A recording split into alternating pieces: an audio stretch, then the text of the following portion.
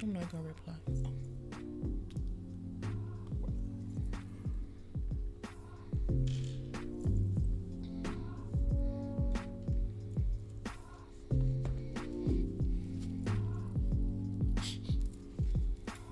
What's up, ladies and gentlemen? What's up, my people? What is going on? How's everybody doing? And this is another episode of Melanated Thought, where we talk about things that affect the black community and we try to educate and uplift our people as a whole. I am your host, Reggie O. And I'm Mimi the lady. And what a lovely lady she is. Yes. Definitely. Thank you. And we got the new theme music going on right now. Yes. Another beat by Reggio. Yes, indeed. Yes, indeed. I hooked it up. So, we're going to start this thing off real good. And I only got, what books do I have today, man? Hold on, let me check.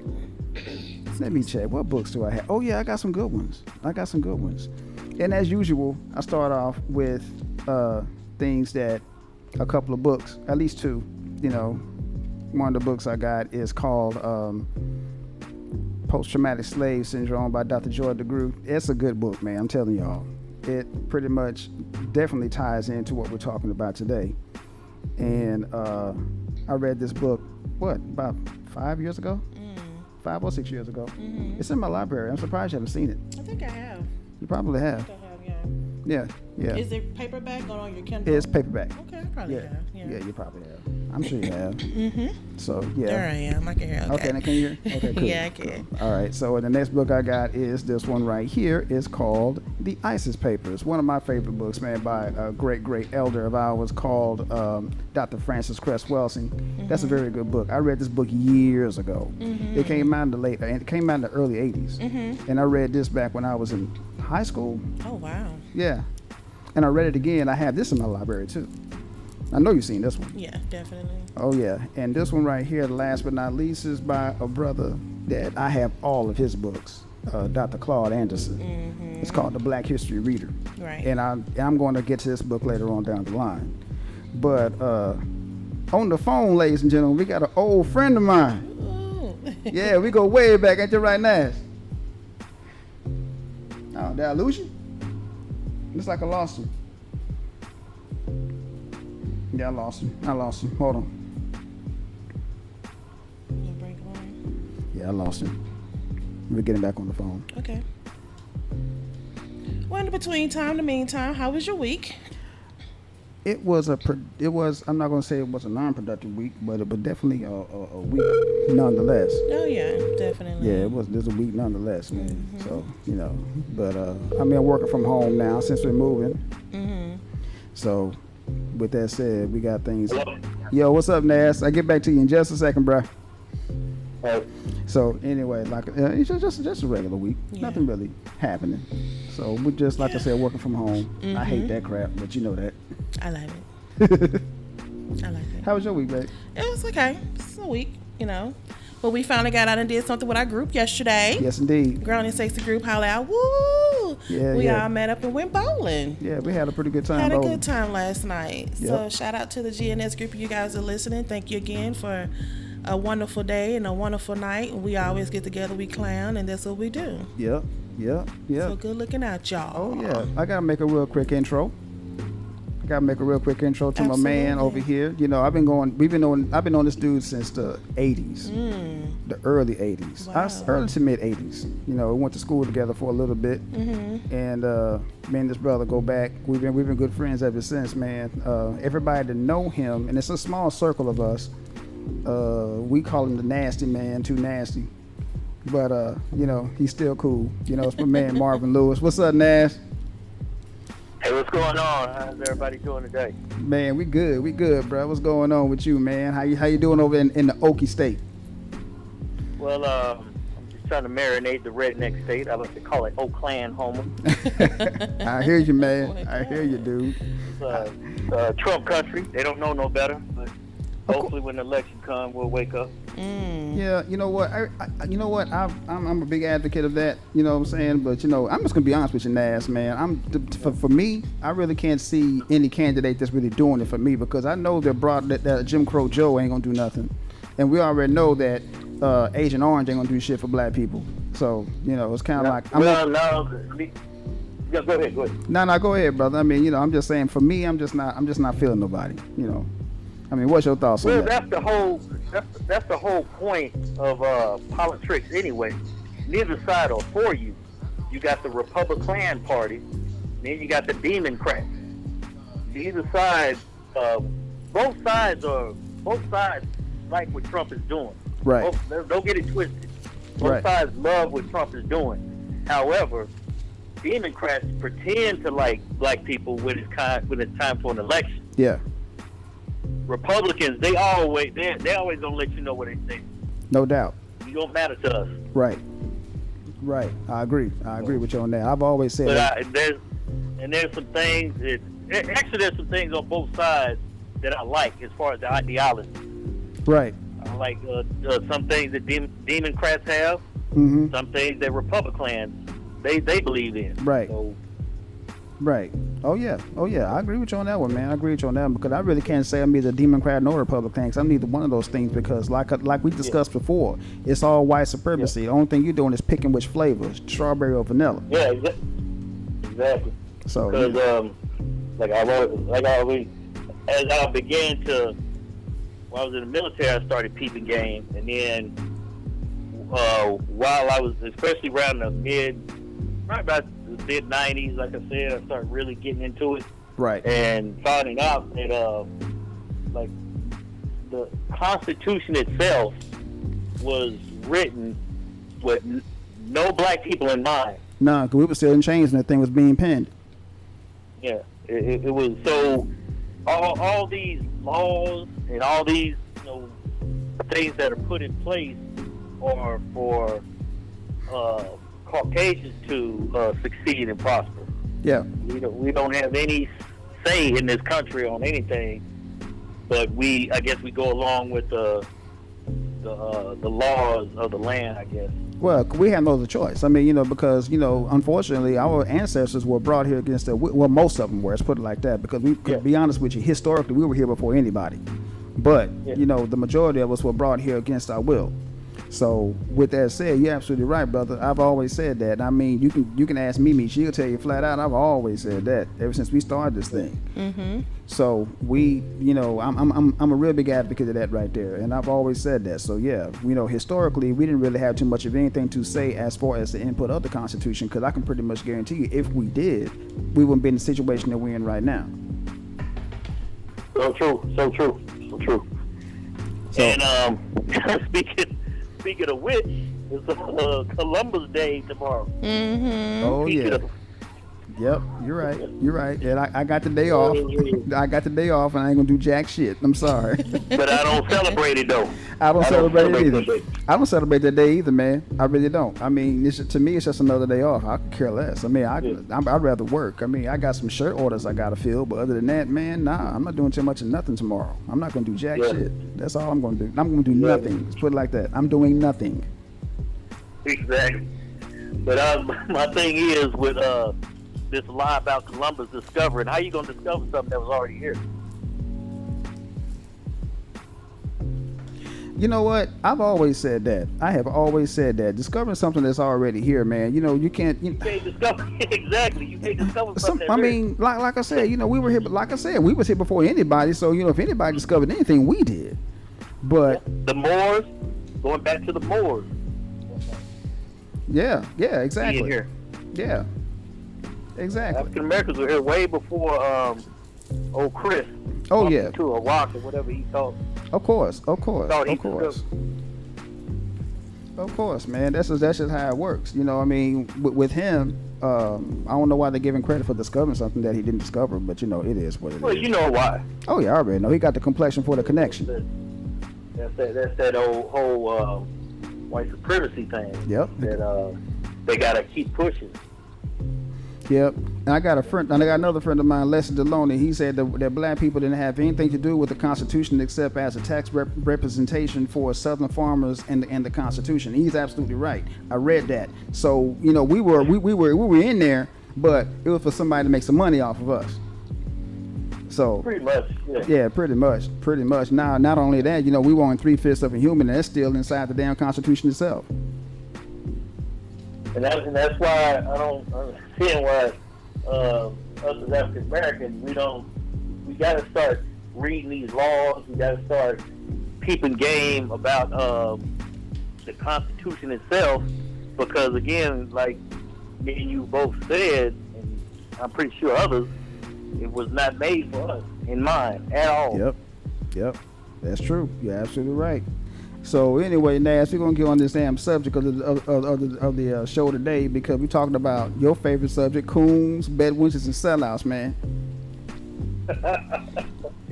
That's what we're talking about today. But as usual, we normally start out with current events. And you got anything today, babe? Well, kind of, sort of. What you got? Well, I just want to say that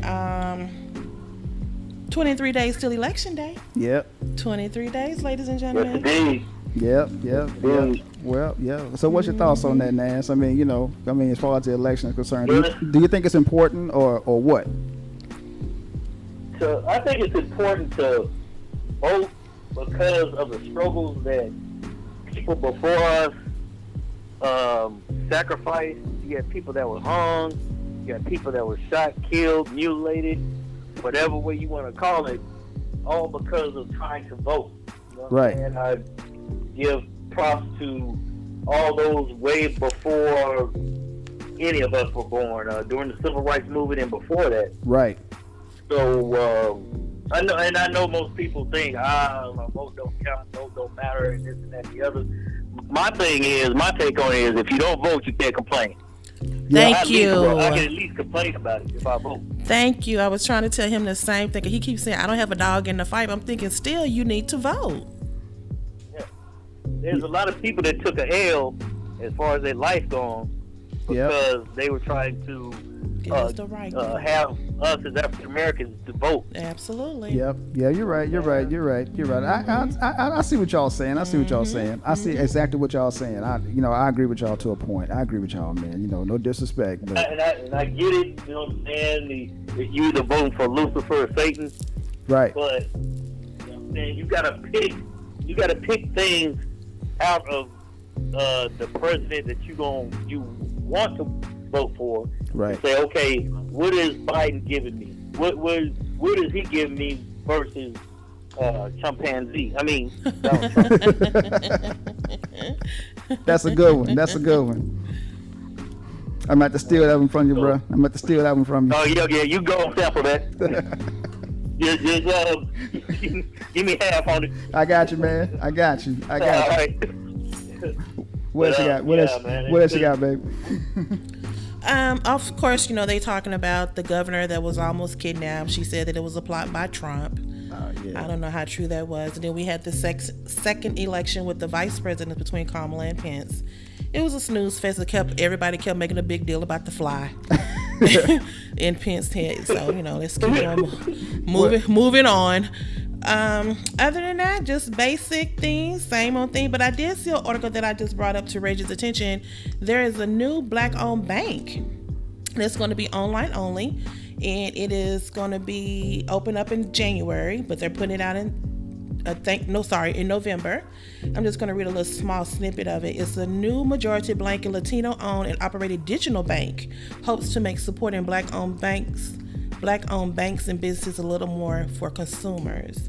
I thought that was very, very relevant to bring up, because I know we always did a financial literacy podcast not too long ago. So here's another ideal, or here's another take on Black business. Now they're going to have. I know we did some research on some Black banks before, but they was mostly through churches. Yeah.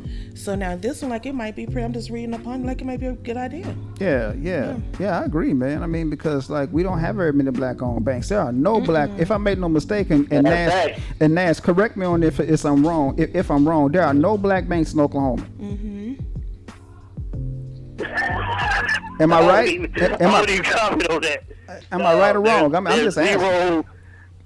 No. There's zero African American banks, Black banks in Oklahoma. None. Zero. That's what I thought. So that's kind of what I was thinking. Not even a little bit. Not even close. Yep. So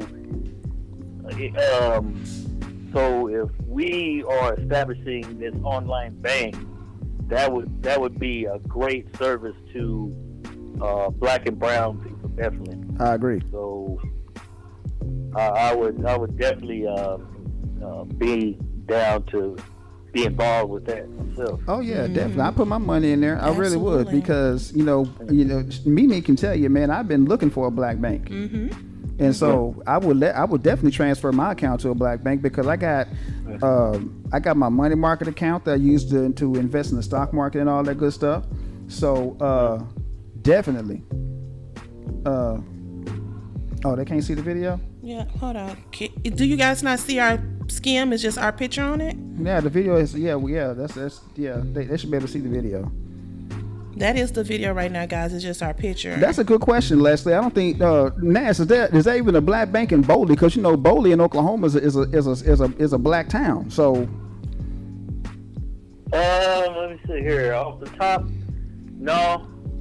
There's plenty of black so-called towns with a majority of us in them. right. But no, as far as us in having our own banks and kind of like a Black Wall Street situation, no. It's Oh, none of okay. that. Okay, that's what I thought. I didn't think it was, but that was a good question though, Les, man. Yeah, Leslie, that was a good question, brother. I mean, I didn't think there was a black-owned bank either. But Not here. I mean, I didn't think it was one in Oklahoma. I mean, there's a few here in Texas, but like I said, they're through churches. They're mostly credit unions. But the way I see it, the church gets enough money. So Yeah. Jesus. Closest thing to a bank here for African Americans and blacks is a church. Yeah, that's what I'm saying. It's mostly credit unions and stuff like that through a church, but that doesn't count. I mean, come on, man. No. Because if I want to invest my money in the stock market, which I do on a regular basis, I don't want to just throw it anywhere, because I want to know where the money is going. I mean, no disrespect, but come on now. Exactly. But That's so true. so that's all the current events we got. Well, the last one I wanted to bring up is going to lead up into our topic of the day. The big story about Trump having COVID and how fast he got over. Oh, Nas, I know you got something to say about that, bro. Everybody else got a quarantine for 14 to 21 days. He was done and completed up healthy within In 72 hours. In 3 days, he was up and running. 72 hours. That's crazy. Now, What was that? that was Trump. Now, what's your thoughts on that? Thoughts on Trump with this whole corona? Yeah. Do you think he had it? I analyze this two ways. Okay. First of all, I'm gonna go out and live and say he ain't even have it in the first place. Exactly. Here's the reason. Here's the reason. I'm wanting to say he didn't even have it. Reason being, he was knocking it before while it was here, when it was here back in March when it first started getting here. Yep. Oh, it's fake news. No, it's the Democrats and all that nonsense, man. He wasn't. He was all about, oh, it's fake. There's no such thing. All the Democrats developed it and came from China and all this and that and the other. He was walking around without a mask. Yeah. I mean, that's kind of where I was. That's where I was thinking. That's pretty much where I was going. Cause he because he had a Klan rally here. I mean, a rally here in Tulsa. He had a Klan rally, and God bless the dead. I hate anybody to pass away, but Herman Big Daddy Kane caught it. Right. Yep. That's true. And he took a L. Yeah, he did take a L. Just walking around without mask and this and that and the other, and all of a sudden he catches right before the election, so you get them sympathy votes. That's my whole point. Which is my whole point. That's kind of my whole point. And you are mirroring exactly what I was saying. That's exactly what I was saying right there. That's what I was saying right there. Because I don't think he ever had it in the first damn place. Because I found it kind of odd that he got over it really, really, really, really quick. And I think me and you kind of talked about it a couple of days ago. Yeah, we did. What he's going to do, he's going to push some kind of fake medicine and say, see, I took this medicine, y'all should take it. And his little flock, they're going to put away the bleach and go with this whatever he's going to push out there, he's going to go with that. Yep. And then you're going to have idiots taking it. 6 years from now, they got a recall on it. And then there you go. This is all about the money, man. It's all about the money with Trump. Oh yeah, I agree with you. And idol worship. Yeah. Yep, I That's agree what with he's you. about. He don't even care about the people that voted for him. He don't even have the decency to care for the hillbillies and backwood trailer trash and the Klansmen that voted for him. Oh yeah, I agree with you on that one, man. We're definitely on the same page with that. We're definitely on the same page with that. We are definitely on the same page with that. So yeah, I've always said that I don't think he ever had in the first place. I'm like you. I've always said that he's going to try to get the sympathy vote. That's why all of a sudden he caught it. So yeah, exactly. All of a sudden, the timing. Yeah, the timing is just too damn perfect. The timing is just too damn perfect. All of a sudden, right before election, you catch it. Yeah. Okay, and let's just go with the other way. Let's just say he did catch it. Okay. Let's say he did. You would think that this dude would try to do everything in his power to try to make sure nobody else gets this and is extra careful around his circle. Yep. But lo and behold, you got half the White House that got it. Over half. Come on now. Every time you turn around, you turn on the news, man, somebody else got it.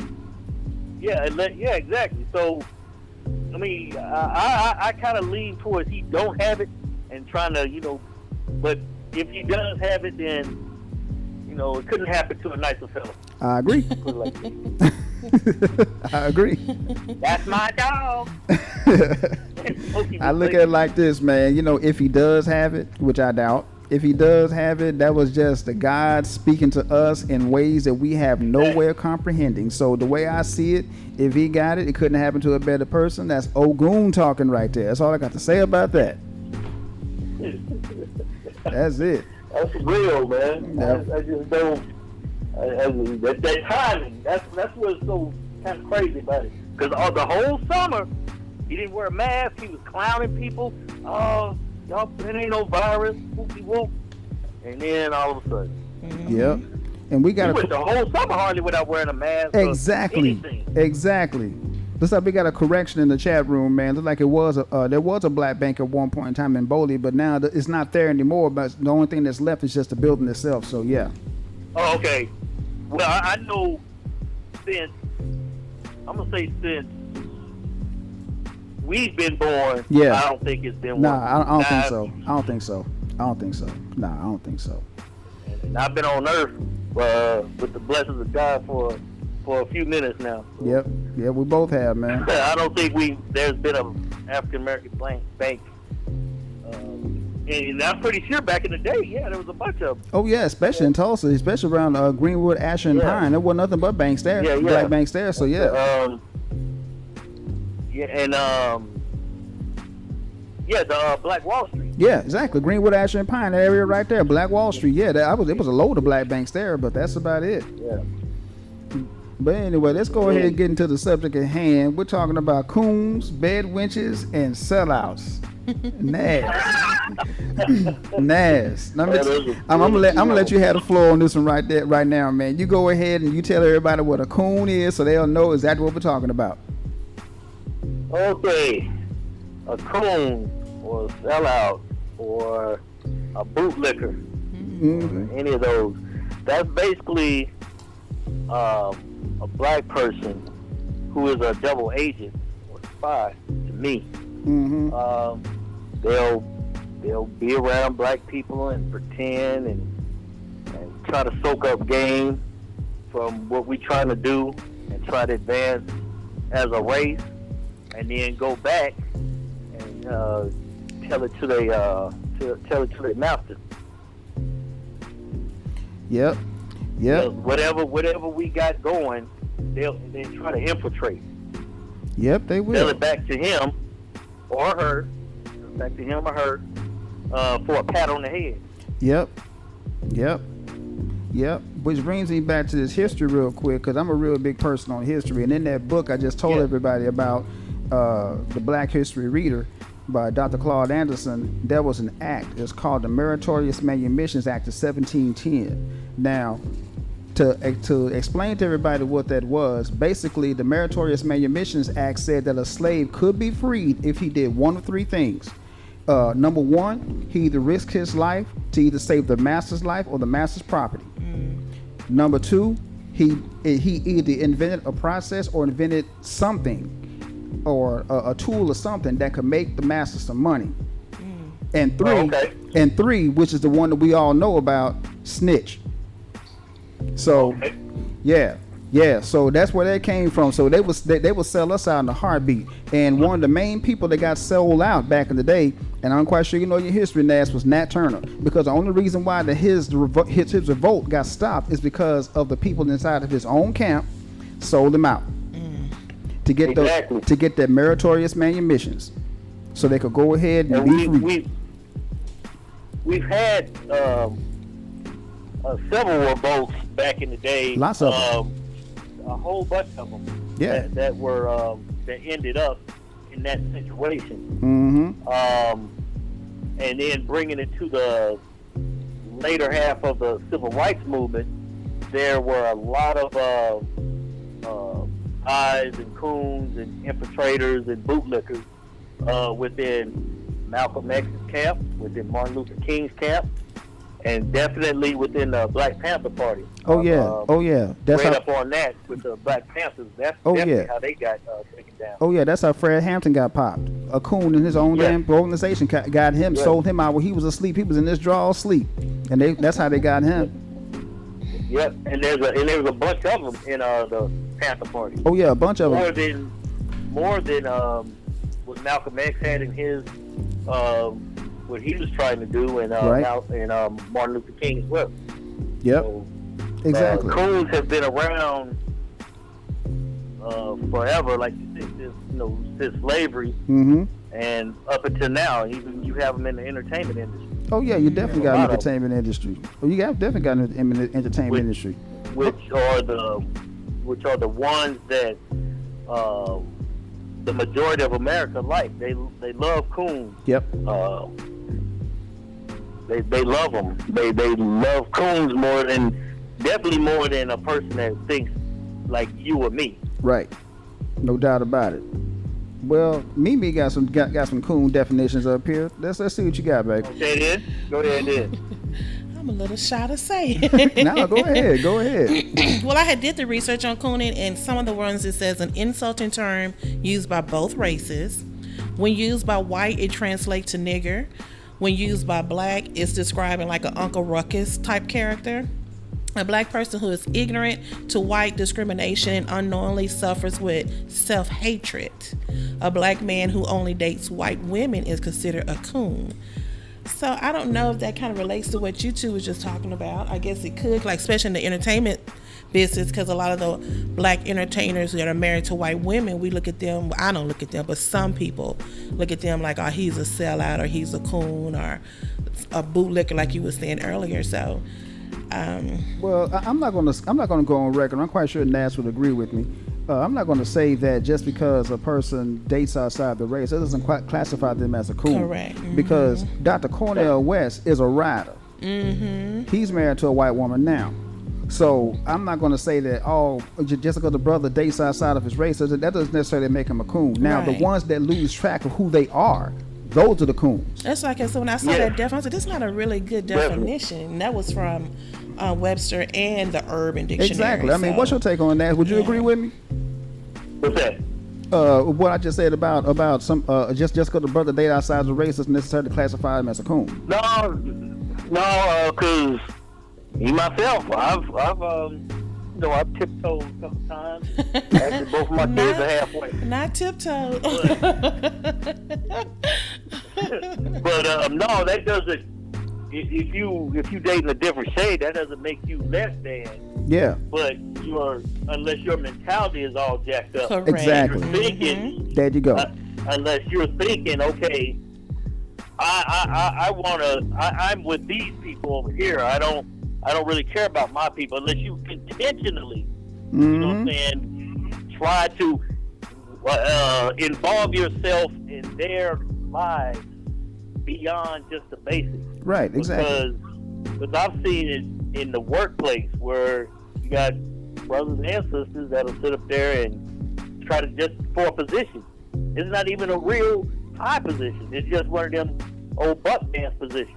Exactly. Right. Mm-hmm. You know what, Leslie, call into the chat line, man. Hold on, let me get it open real quick. Call into the chat line, brother. Hold on, just a minute. Let me get it set up so you can call in. Hold on. But yeah, Leslie had a really good. Leslie is another friend of mine. Me and him go back too. So I'm gonna go ahead and get him on here if I can. And brother, call the chat line. You got the number in the chat line? I do. Okay, good. I put it on there. I read it though. It's out here on the chat line already. But the number is 469-638-3459. Again, 469-638-3459. So yeah, Leslie, by all means, brother, call in, man. You know, we would love to hear your thoughts on the situation also. So, but yeah, I agree with you on that with Nas, man. You know, just because somebody dates outside the race, I mean, as long as you don't lose sight of who you are. Correct. You know, that's Exactly. You can't lose. That's when you do lose sight. Thank when you. you get, you start thinking, okay, then I'm with this person. So that means, no, you can't lose sight of who you are as a person inside and who you are, your visual. Yeah. Because you're going to get reminded. You're going to get that wake-up call. Oh, yeah. That wake-up call every once in a while, if not every other day. You're going to get that wake-up call reminding you that, hey, this is my shade. This is what I was born. Definitely. Right, exactly. Especially in the workplace, because you call yourself doing what you need to do to move up in the company, where your peers look at you like, oh, she's kissing butt, or she's a cooning and stuff like that. Oh, I've been accused of doing it. I've been accused of that myself. Because I have too. I have, man, because I've been accused of being a coon because when I'm talking to white people, I talk to them like I got some sense. Definitely. So I think we all do that, though. But that doesn't necessarily mean we all are guilty of that. Exactly. And I hate to say it, but yeah, we speak two languages. Exactly, we do. Oh yeah, we do. I'll be the first to say that, but I ain't on front. We do. Yes, sir. Yeah. I hate that I catch myself doing it. I gotta slow down sometimes. I know. It scares me. Yeah. I mean, we've all been guilty of it. I mean, yeah. because when you're in the workplace, you can't talk to yo shit, No. to your boss. Not at They're all. gonna look at you like, oh, No, you okay, can't. we're gonna walk you out the door, bruh. Yes, sir. So, there's a time and a place for it. Yes. I mean, exactly. cause like when me and Nas talking, we gonna talk all kinds of slang. That's just how we talk because that's my dude. We're at home. But out in public, if I'm out in public, if I'm handling business, I'm in the business mindset. That doesn't necessarily mean I'm a coon. You gotta Right. be exactly. You gotta be in a business mindset. Right. That goes without saying. Mhm. So yes, most of us in our communities and whatnot, we speak two languages. Yeah. And hell, at least two. Yeah. At least two. Yeah. Exactly. I mean, that's just the way it is. Yeah, I saw it. Look like my friend Donald's. He had a really good point too about a brother dating outside his race. He said they used to say when a black man dated a white woman, it was said to be an acceptable mission on true success. Now, how true is that, Nas? What's that? Would you think that? It's true. I mean, because a lot of people think that it's a mark of success when they date a white woman. Would you say that too? No, definitely not. No. I mean, No, that's how. not. Yeah, I agree with you on it. It's not. It's not. Yeah, that's how they think. That's what I'm saying. Me personally, no, it's not. It's not me saying, no, it's none of that. No, I do not feel in any way, shape, or form that if I date a white woman that I've reached the mountaintop and I've seen the promised land. Yeah, no. exactly, because that's not the truth Not at all. like That is not the truth at all. No. So but it's a lot of people that do. They think that just because they date a white woman that. It's a status of success. Yeah, it's kind of like driving a Mercedes Benz. Right. They think that they reach that pinnacle because they got somebody that's not black. Correct. Yeah, and I've seen that so many times, but I can't even see myself thinking, yeah, this is it for me. No, if anything, you know what I'm saying, it's a little, you get a little bit more hatred, you know what I'm saying, especially when it's black men doing it. Exactly. Within your own race. Because the thing with me is this country, they'll accept interracial dating as long as it's the white guy that's the object of desire. Exactly. If it's a white guy and a black woman, right. If it's a white guy and an Asian woman, right. Or if it's a white guy and a white guy, yeah, or whatever. Mm-hmm. But the white guy has to be the key. Yeah. because this country is catered to and for white males. I agree. Hey, I'm with you. You already know I'm with you on that one. You already know that. So I see Serena Williams and Venus and all that, Tina Turner. They date white men. You know what I'm saying? Really, people don't really have an issue with it, and I don't have an issue with it. Nah, I don't either. I don't. I still think Venus is attractive.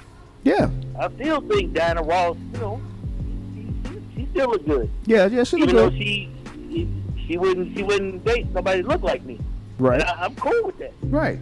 Everybody, you got to respect people who, whatever flavor they like, that's who they like. Yeah, exactly. I mean, that's just the way it is. I mean, that's just the way it is, man. It's all about who you like and damn what everybody else thinks. Absolutely.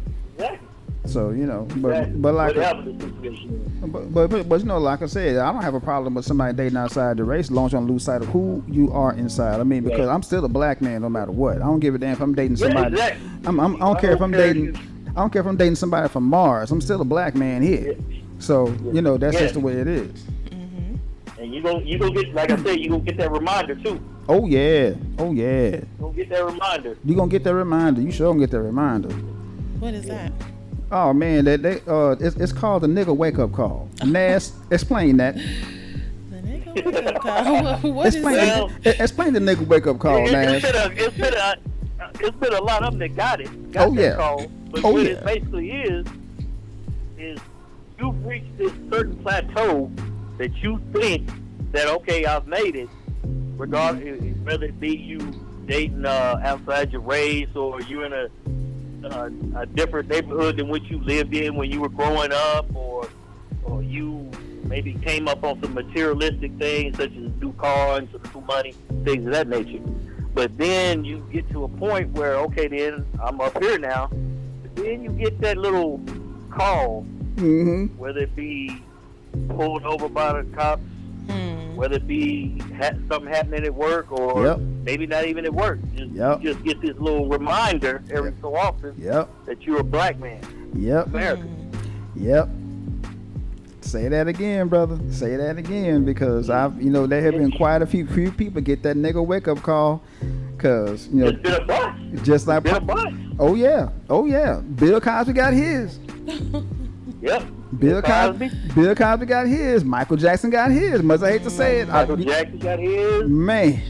And I'm not even talking about when he passed away. Unfortunately, got arrested dead. Oh yeah, God bless the dead, brother. But way still. before that. Oh yeah.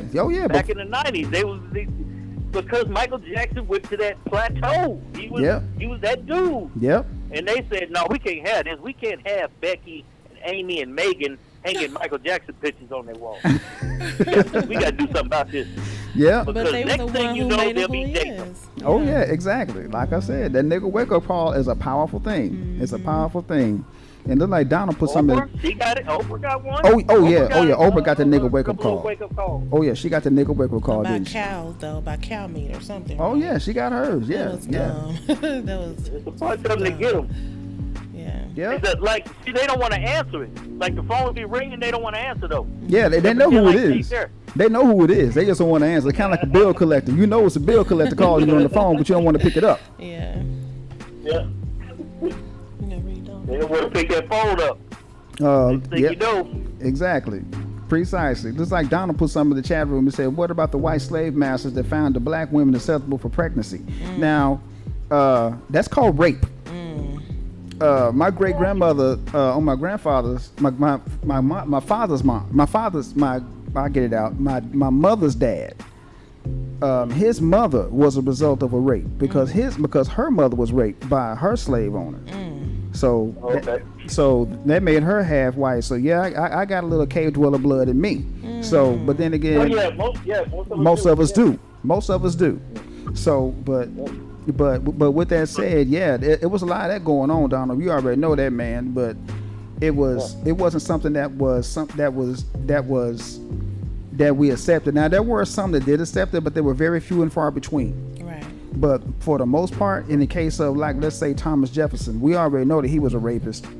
And Well, was he a rapist or was that his mistress? Because she got a. it could have been both. Yeah, it because she could have was been a little bit treated of both. different from the other black Yes, she was. slaves. Yes, she was. She was like his second wife or mistress or whatever. Right. Yeah, she didn't get treated bad. It wasn't a Mamie. Mamie Yeah, didn't get Mamie. treated bad at all. Mamie. I think she might have. Well, But she had what, 12 kids by him or something? Yeah, she had quite a few. Yeah, yes. I think she's a little different. I don't think he raped. I think he fell in love with her. he probably did, but Yeah. but to this very day, his white descendants do not want to accept them. but Exactly. Nor it her is- offsprings nor or her her- descendants or whatever. Yeah. Precisely. Yeah. Yep. mhm. So Which is sad because a man Yeah, had a they, relationship yeah, with her. old Tom, he definitely tried to hide that. oh yeah, they try to sweep it up under the rug, man. But it is what it is. But you can only hide shit like that for so long, man. Oh, so yeah. Somebody gonna say something. It comes out. it's gonna come out, man. But Especially the work he was putting in seemed like. oh, you already know he was putting that work in, man. He was slinging it all over the place, wasn't Yeah, they didn't have them little pills back then. Well, I know he. he?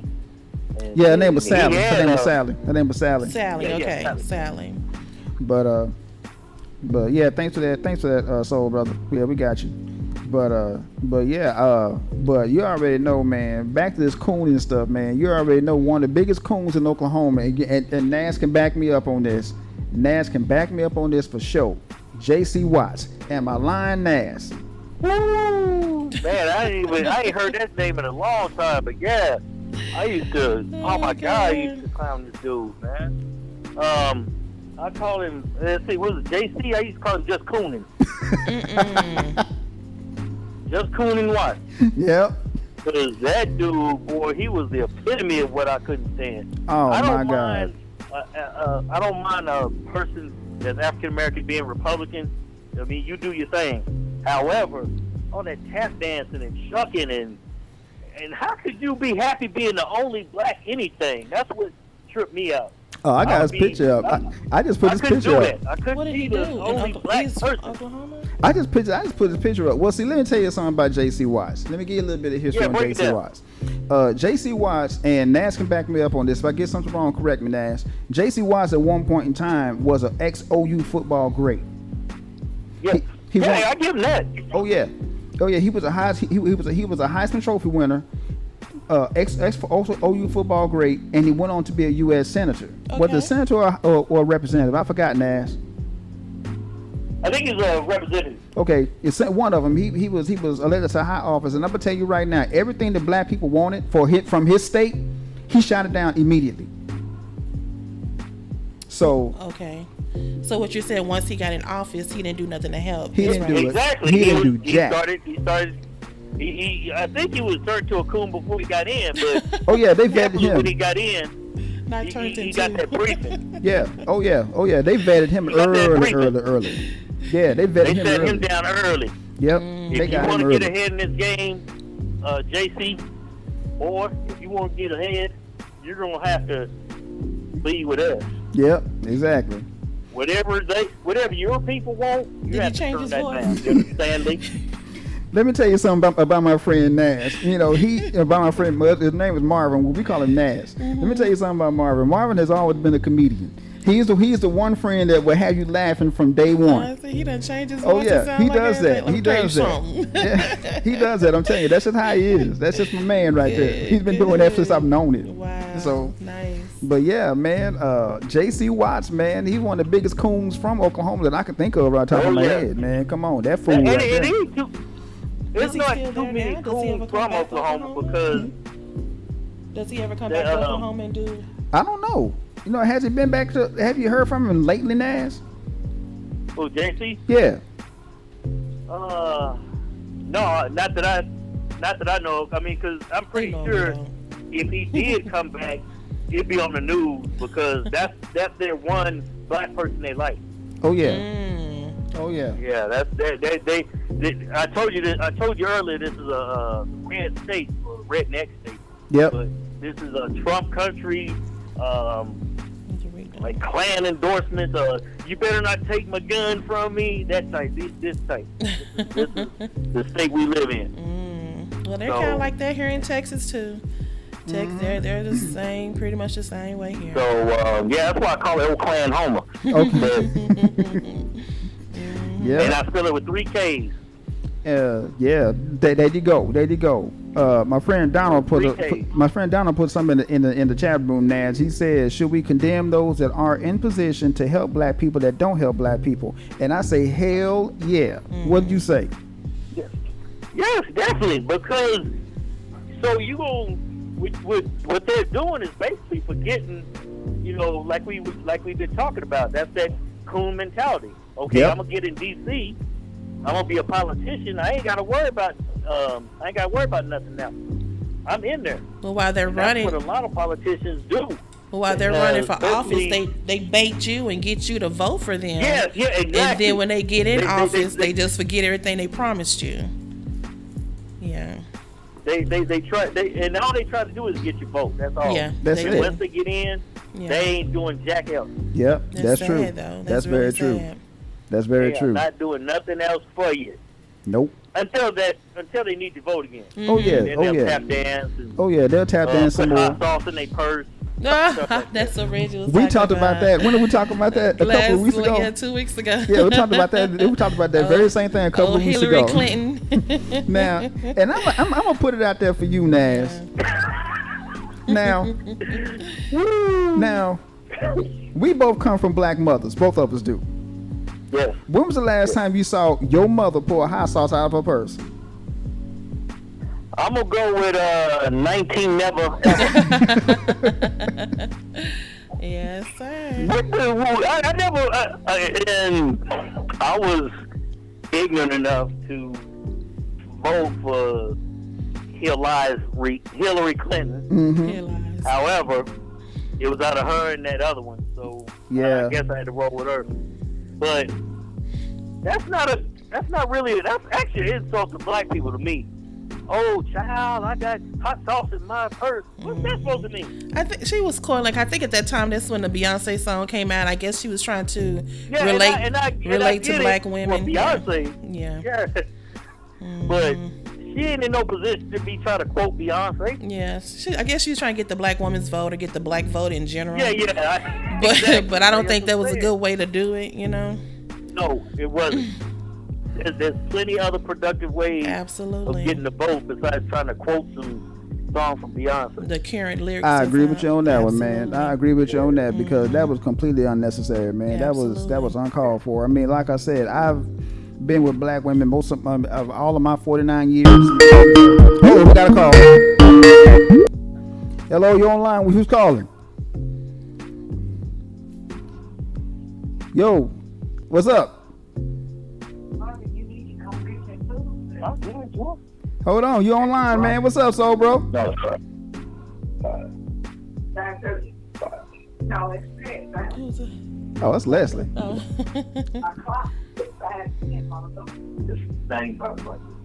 Hello? Somebody else? Hello? Oh. Yo, what's up, man? Hello? I'm here. Hey, what's up, man? Can you hear me? Yeah, it's more. Yeah, it's mad. Hey, what's up? Oh, okay. Never mind that. Somebody else. I was calling somebody. That was somebody trying to call in. Yeah. Okay, I guess he can get through. But anyway, Well, I'm gonna read what Michael, hey brother, he said, sounds like this election. Yeah, that's true. Cause like we was talking about this other day, all this stuff that Trump and Biden is promises, like they trying to just promise all this stuff now. Are they really gonna give that to us once they voted into election? Cause like last week you read the black plan that Trump produced. yeah. Yeah. Oh yeah, I want to talk to you about that, man. About that bullshit platinum plan. So that Trump had. That he been in office almost 4 years and it's just now getting told. Come Yeah, on. yeah. Did you read that? That's crazy.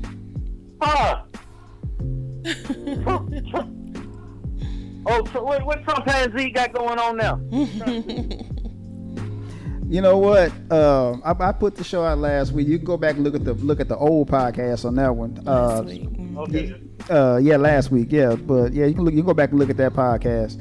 But according to Donald Trump, he had a quote unquote platinum plan, which I called an aluminum foil plan, because he basically saying it was a platinum plan for black people. I mean, you will hear black for the first couple of sentences, and after that, it goes into those trick words like minorities and disenfranchised and urban and stuff like that. Hold up. Yo, you're online. Who's calling? Hello. So, brother. Hey, what's up, Les? Hey, this Les. Hey, what's up, Les? What's up, man? Hey, what's going on, brother? What's going on? I'm sitting here enjoying the show. I hear you, man. I hear you, man. Yo, whatever insight you got, let's hear it. Well, I'm gonna let y'all talk a little bit more because I had about a 10-minute pause, so I need to catch up. Oh, okay. Well, what's they're talking about the whole thing about Coons, Bedwenches, and Sellouts, man. But I'm quite sure you had quite a bit to say about that because me and you think along the same lines. So we got a lot of folks online. So, what you got, brother? Right, let's see which one we want to start with. The Coons. Yeah, let's start with them. Coons. See, we've heard all the definitions, and I tell you, being in Alabama. Oh, Lord. Alabama. They are everywhere. I've been everywhere, and I go back to if everybody gets on code, and I think this is black people's problem in general. Mm-hmm. We don't want to take the Coons out. We won't take them out. Right. I personally believe, and if you can't get on code, we need to just go ahead and, it may be a little extreme what I'm about to say, but we need to go ahead and put you on blast at the least. Yep. So And to the extreme, like I said, I don't want to say publicly what I'm really thinking, but you know what I'm thinking. I know exactly what you're going at, man. Think about what the Haitians did during their revolution, man. They took out all the people that were detrimental to their cause first, and then they put their plan into effect. So I get you. We're on the same page. And on another level, we can use them. Yep. We can use them. They, turn them as double agents, but for the most part, Coons aren't smart. That's true. They're greedy. That's true. So my thing is, who's going to feed their greed the most? That's the only way to turn them. Give them more than what the white man's giving them. Yeah. So they can work for us or get rid of them. Yeah. Good point. I agree with you on that. Now I have to. I'm going to reference something else. Somebody put it in the chat. I'm not in front of my computer now. I'm outside. Okay. But it was referencing the slave master sleeping with the black women, and we referenced Sally Heming and this, all, and other. Yep. The other point that a lot of people missed with that was it was economically advantageous for them to do that. Yeah. They made more kids, they made more workers, and they got self-satisfaction out of it. Yeah, so it was a threefold deal for them. Oh, yeah. Right. Okay. So it was win-win. And then referencing something else, you gave the three choices of, what it took for a slave to be freed. In all of that, what stood out to me was could be, not shall be. Okay. That meant it was still that slave master's choice whether to free them or not if they met all three of those. Right. I agree. So that's where we are on that. That's the little thing. When it's all said and done, the power structure was in place and it's still in place. And it's not going anywhere anytime soon. But you're absolutely right about that, man. It's not no time soon. That's right. And I'll give you. I go into I'm married to a white woman, but you have to play it, and in Alabama. Okay. You have to play things a little different. One thing about it, we as black men definitely can't lose thought of where we come from. That's true. But, and to me, in my mind frame, you know how we're trained. I don't care what color. It's a step up for them. Yeah. That's a good way of looking at it. Step up for the white woman to date a black man. That's a really good way of looking at it. I didn't look at it like that. I didn't look at it like that. That's a step up for them. Nobody. The overall culture is not going to define how I see myself. That's a step up for her. Right. Yeah, you got a point. You know, and at some point we step up together. But you know, I'm never going to say just because I'm married to a certain whatever that's a step up for me. Mm-hmm. Yep. Yep. You know, no, that's not the way it works. No. But going to her workplace, I can't actually say where she works, but I'm gonna give you a couple of situations. Okay. You know, and I had to advise her on this when she first started one job. It was okay. My advice to her was, you don't go in there telling them you're married to a black man. You don't put pictures of your kids up or me, or you don't do all that. Don't put that on your desk. Right. And her big thing was why. Yeah, why? Yeah. Yeah, I want to know why. Well, why? Here's why. When you go into that office environment and you step in the door and you're offering, if you're married to a black man or whatever, and you're offering this information to them, you're not going to get that true person. Oh, you think they're going to be smiling in her face and then talk about her by her back or something? They're going to instantly put that proverbial mask on and treat you the way they think you want to be treated. You're not going to you're not going to hear them say what they would normally say. Yeah, they're going to laugh and smile in her face and talk behind her back. Yeah. Right. Yeah. And it's never failed. Hell yeah. You know, it's never failed. She's gone in, been in that environment, heard some things, and I told her just sit back, see who you're dealing with. Once you know who you're dealing with, you can deal with them. Right. Exactly. Right. And you kind of got to feel them out first until you let them in. Right. Yeah. And here recently, you know, I mean recently as in, you know, just a few weeks ago, you know, finally I walk up in the office. Okay. And they finally see me. Now, she's heard some things for a few months now. Oh my Now they God. finally see me. Now they have to check themselves. Yep. You see what I'm saying? Now they have to go through their memory. Right. And that's where the satisfaction comes in, because now you're going to treat me different now that you know. Well, can I ask you what made you go up to the office after all this time? Yo. Well, she works in one particular part, and the other part I had to go and take care of some business. So while I was there, I went to see her. Okay. And they didn't know? But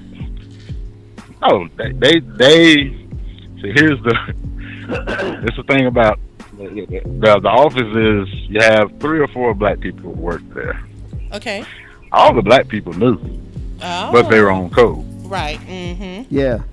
They never said anything. Now, once I came in and I left, and the cat, you know, they got the signal. Let it go ahead. You want to let the cat out the bag? Let it out the bag. Right. And that's pretty much the way it was. And that's the second time that's happened. Of course. But yeah, but you kind of expect that, you know, because I got a friend on the phone right now. You know, me and him have both dabbled, you know, in white women. I'm not gonna lie and say I didn't, but yeah, I agree with you on that, because like if you go up to their job or whatever, and they see you, the first thing they're gonna start doing is passing judgment on them. Now, Nash, I'm quite sure you had some experience in that, haven't you, brother? Yes, definitely. Yeah. So, you know, we gotta and that's sad that they even go through that they have to even go through that. But yeah, you're absolutely right. So, bro, I agree with you on that one, man. It shouldn't even be like that, but it's unfortunate. Yeah. This is America.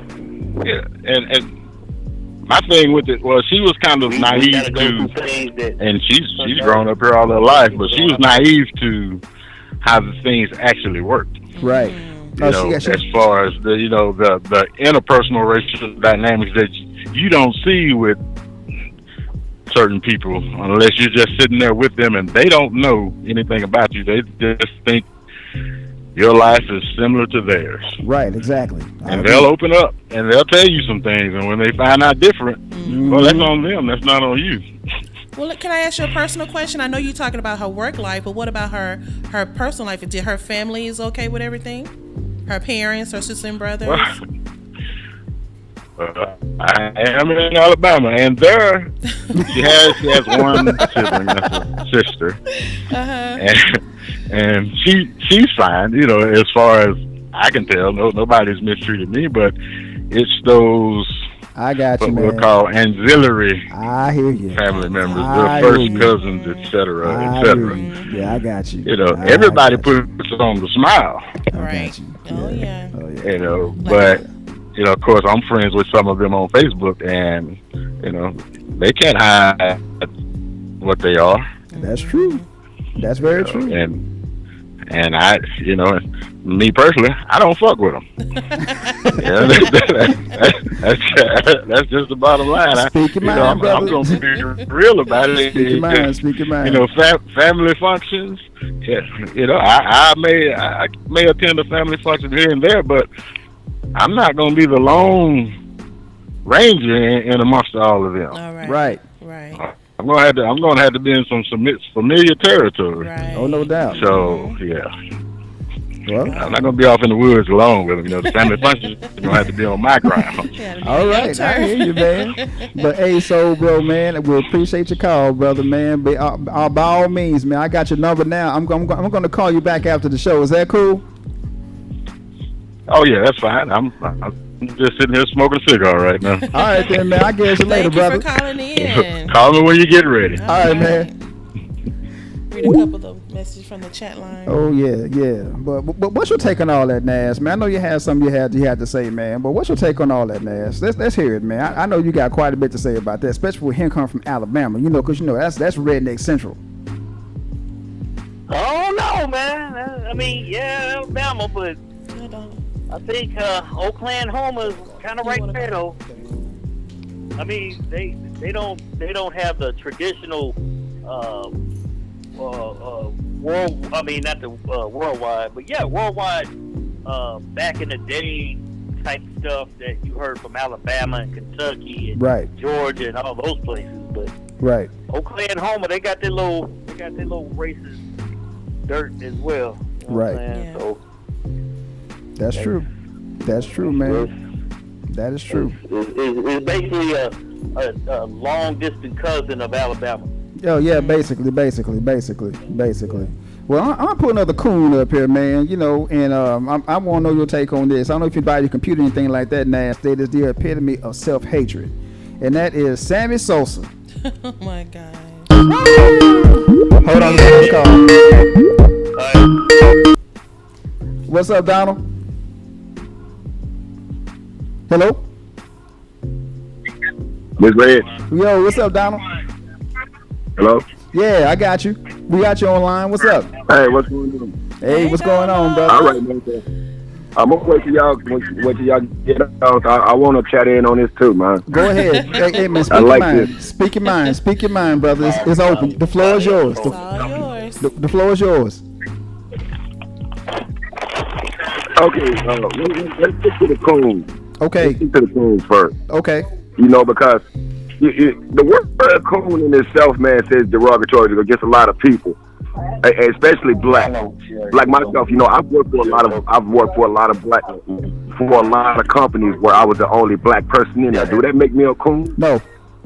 I've been to that myself, man. A lot of companies, man, say, wait a minute. I've worked for a lot of companies, man, say where there was like 60, 70 black people out there, and they all got fired except for me because I didn't hang out with them. So that make me a coon. No. The same thing here. Same thing. I mean, because think about this, O'Donnell. In my line of work, I'm a network administrator. Mm-hmm. When I first started doing this, I was working when I first started doing this, I was working over at Tinker Air Force Base. That's over in Oklahoma.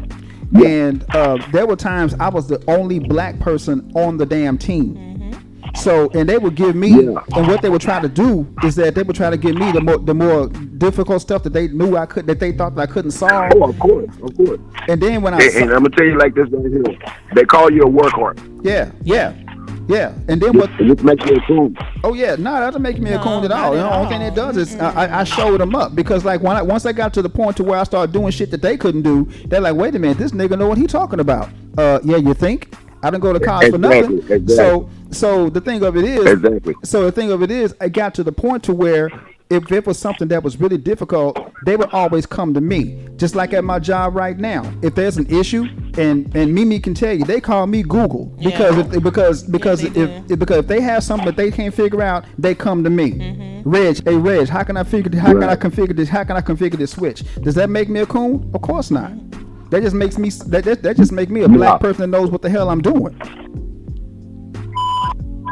Yeah. Exactly. You know, that's my point, man. You know, something is that outside my race. Right. I've dated white women, man, say whose parents, man, say was prejudiced to the core. Yeah. They let me know that. Yeah. I just laughed at them. Mm-hmm. I laughed at them because say, hey, you mad at me? There you go. Oh my God. Don't say you want to be mad at somebody? Be mad at her. Come on now. Wow. Hello. Yeah, I'm right here. But yeah, I hear you, man. Yeah, you want to be mad at somebody? Be mad at her. Yeah, I'm really. just being a man. There you go. I'm just being a man. It wasn't a white or black thing with me. Right. And that's where it should be. I mean, you know, because that's just the way it is. So, you know, but here's the thing. I'm gonna open the door for you. But here's the thing, though. When you was dating that white woman, did you lose sight of who you are? No, you never do that. Exactly. I got too many strong black people in my family, man, for me to lose my place in And that's life. what I'm talking about. And that does not make you a coon. That does not make you a coon. As long as you don't lose sight of who you are. No, you know, I've been prejudiced against, you know, growing up, man, you know, I've been prejudiced in Lubbock, Texas, one of the most outrageous prejudiced places in the fucking world. I was born in East St. Louis, Illinois, man. Say, you know, I don't know if y'all remember, man, say where they got a whole community gated. If you caught in there, you going straight to jail. Over in Illinois. Matter of fact, check it out. They got police stationed off in that community, grocery stores and everything else. It's a gated community. So, you know, I've been prejudiced against, man, say, but you know, the thing is, man, say, if we don't open our man, say, try to stick up for us and stop looking at us and try to out to this. Yep. Yeah. Oh, look, we got a bad. Yeah. Okay, we're good. Okay, I got you, Donald. Because we're having a bad connection, man. Tell you what, Donald, man, I'm gonna go ahead and I'll tell you what. Call back in about 15 minutes, man, so we can get this bandwidth back. Yeah, cause we're jumping. All right, all man. over the All right, place. man. Okay. But yeah, Nash, you still with me, man? Yeah, man. Cool. What's your thoughts on all that?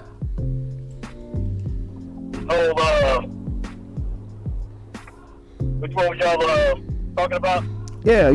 We're still talking about the Coons and stuff like that, man. What he was saying was, you know, just because you're the only black in a place, does that make you a coon? Right. And I said no. What are your thoughts on that? No, that doesn't make you a coon at all.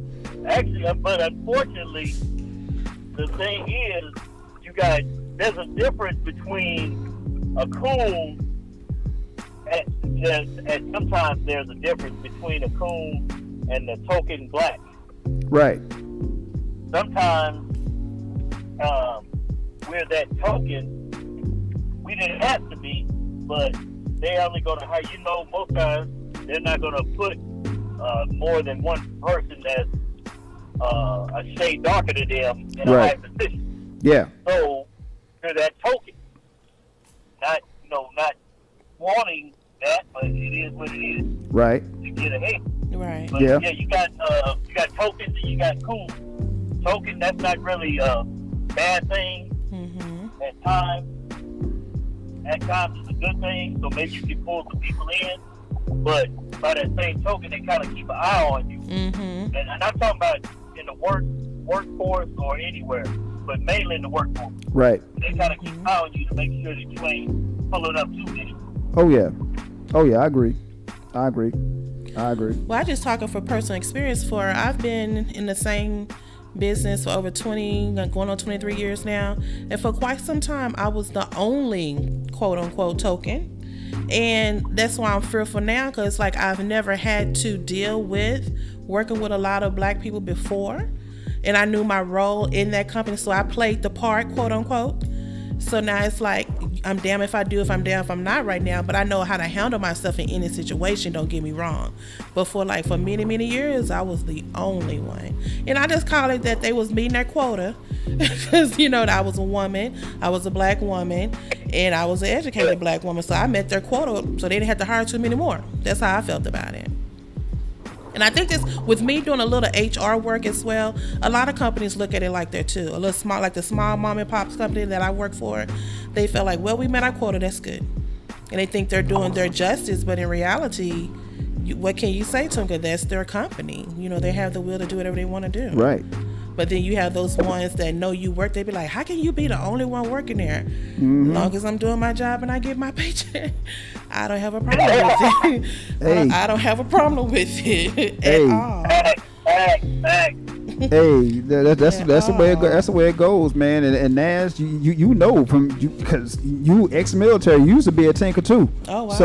So you know how I go out there, man. Because it's a good old boy system out there. Am I lying?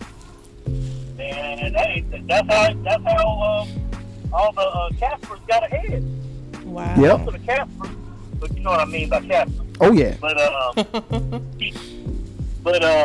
that's how most of them got ahead. Not all of them. I'm not gonna say all of them. I'm not gonna be a hater. But a lot of them got ahead through that good old boy system. Oh Yep. yeah, definitely. A person like myself is not included in that system. Of course not. I know I wasn't. Not at all. Definitely the wrong flavor they savor. Yep. Trust me on that.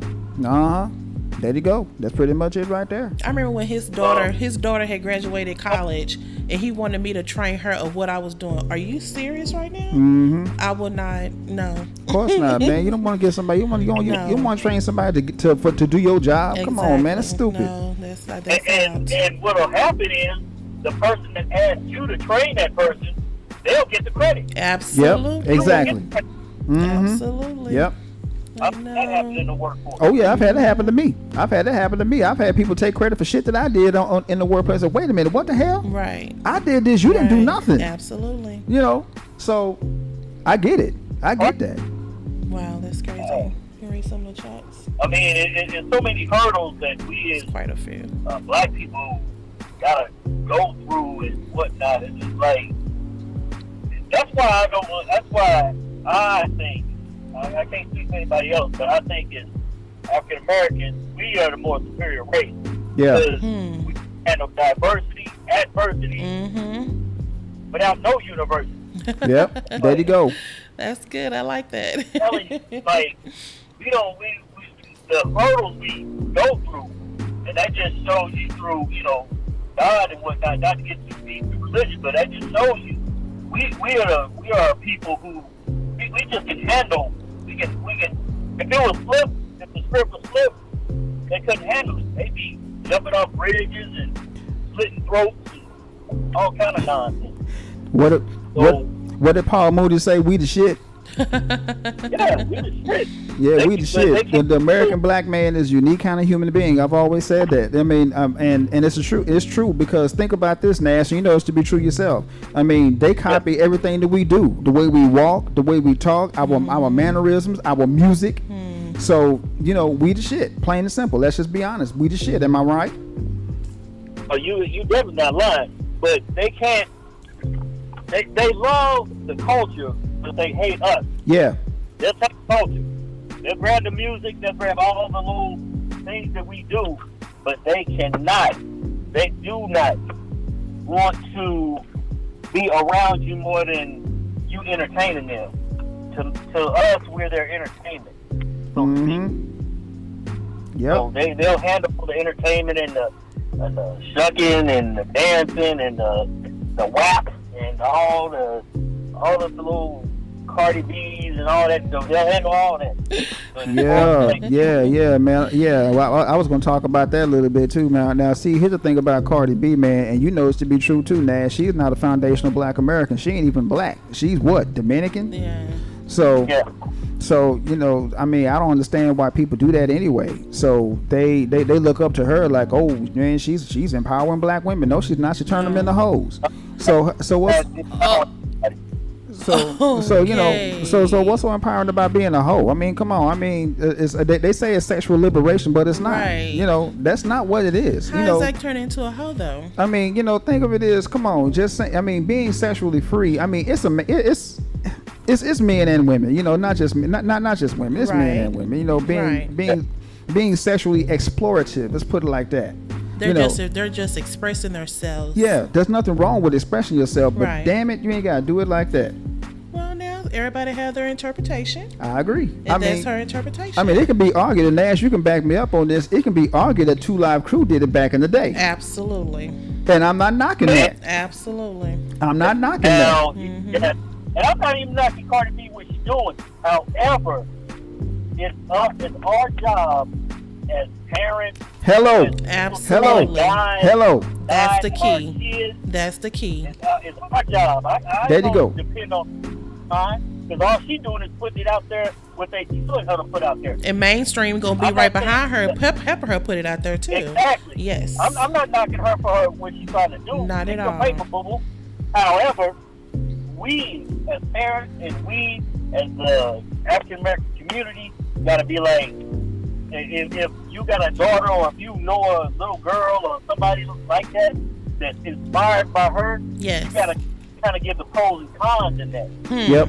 Absolutely. I Okay, agree. yeah, that's cool. Okay, that's cool. She's doing that. However, not everybody is going to be a Cardi B. No. Nope. And then you know, you like, do you want fries with that? Yep. Oh wow. I agree. Cause like I'm gonna speak on myself. I listen to that type of music. I be popping, you know. I like it, but that's not nothing that I would want to do. You're not gonna see me walking around there some hoes. You know, I'm not gonna be.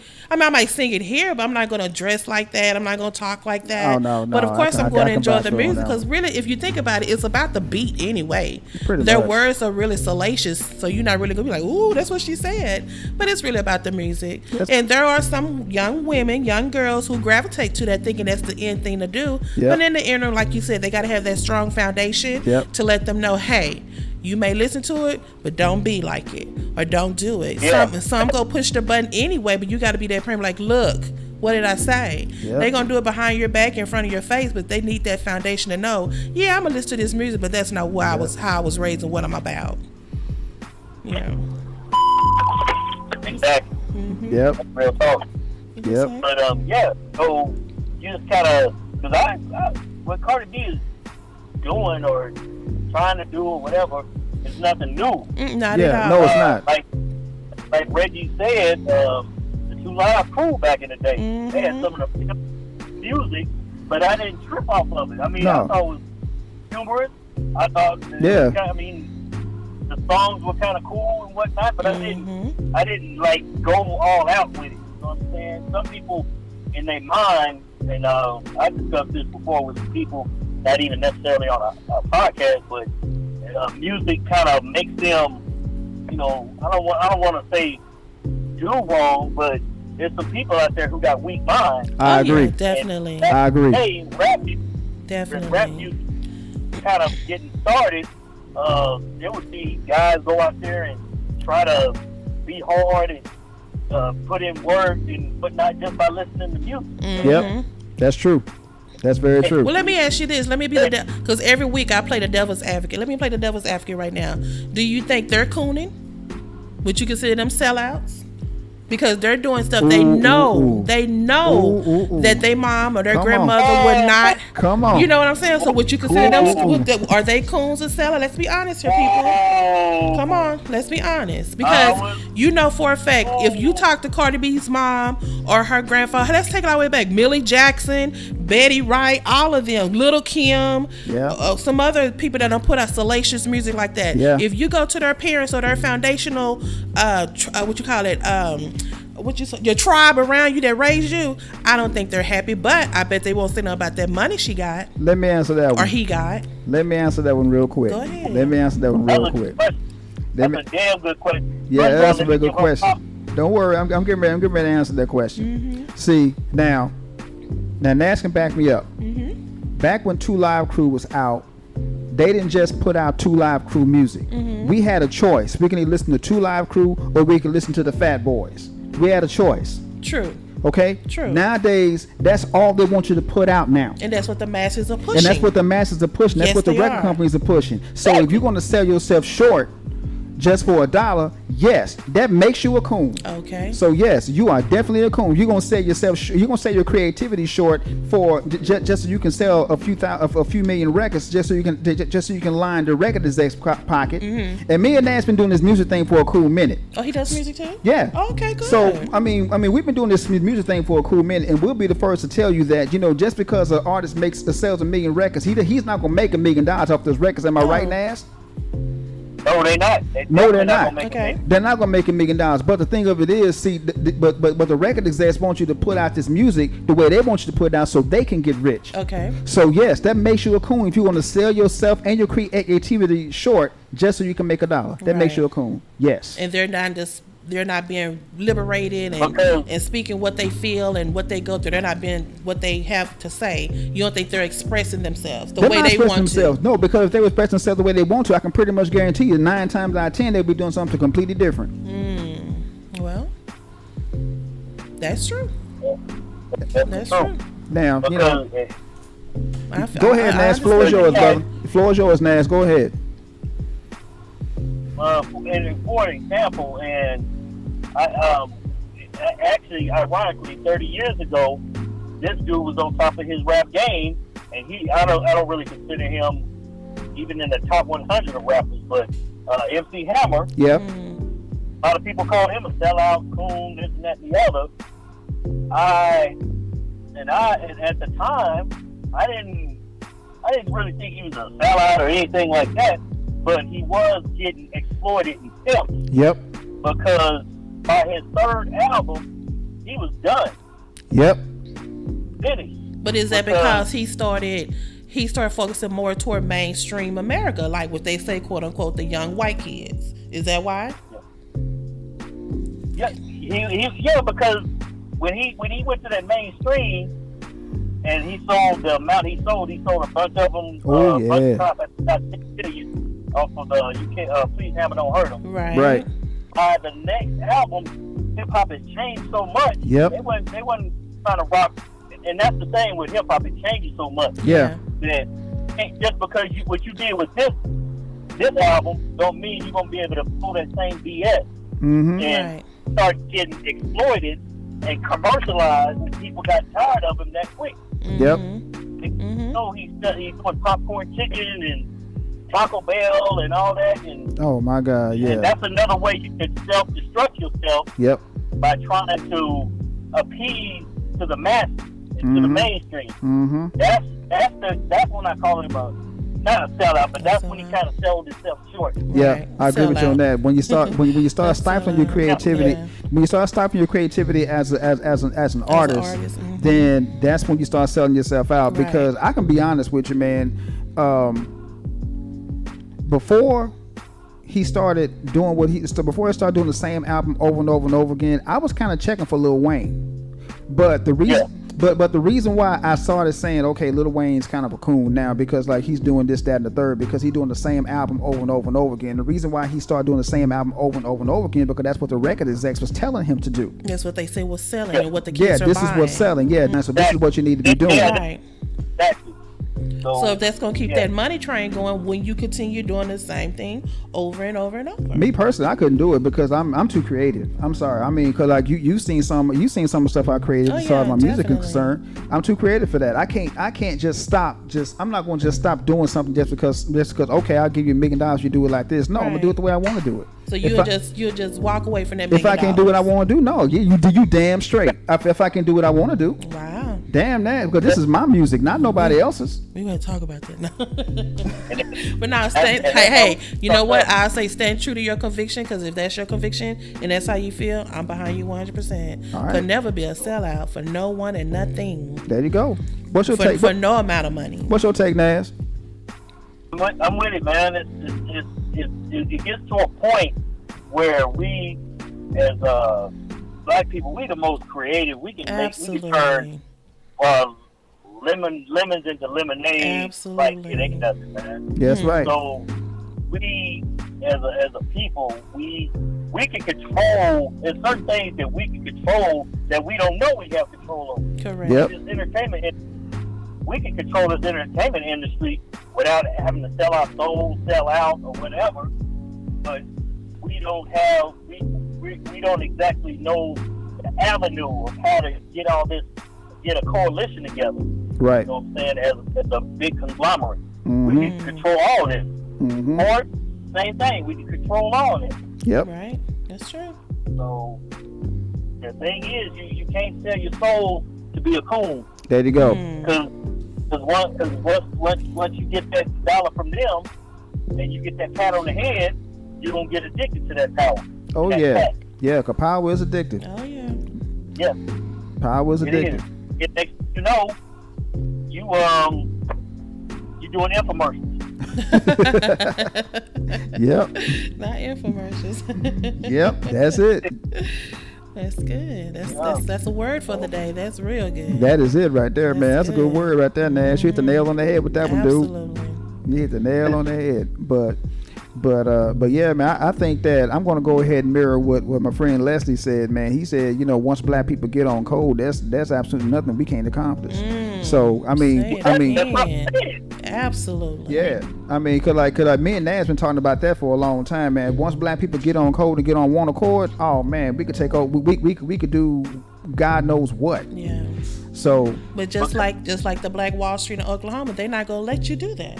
They go find some way to come in there and shut it straight down. Exactly. It's in their nature that I think it's just like it's white people's nature overall. These racist. Not all of them. Not all of them. Not all of them. But some. Oh yeah. Race it can't help it. I think it's like something that they have to do because we are a threat. That's so crazy. Yeah, exactly. Yeah. I mean, come on, just because you like the opposite sex, I'm not gender fluid. I'm damn all that shit. I'm a man, plain and simple. I'm not gonna sit up here and say I'm not. I'm a man, damn it. True. I like women. I'm not gonna sit up here and say I like a person for who they are. No, I like women. But okay, so what do you say about that though? You get the damn looks because you like women. There you go. You a man. Thank you. But is that a bad thing? And then they accuse you of being homophobic because you don't ride with that agenda. Thank you. And speaking of agenda, the gay agenda, they push that on black men. Just letting y'all know. They push that hard on African American men. Oh yeah. They do what? Two reasons. One, that makes you not a threat. Two, you can't reproduce. Oh, exactly. The best way to control the people is to control the ability to reproduce. You are absolutely right. Okay. I've always said that. They are really, really, and I've been saying this. I have been saying this. They pushing that hard. Mm-hmm. Wow.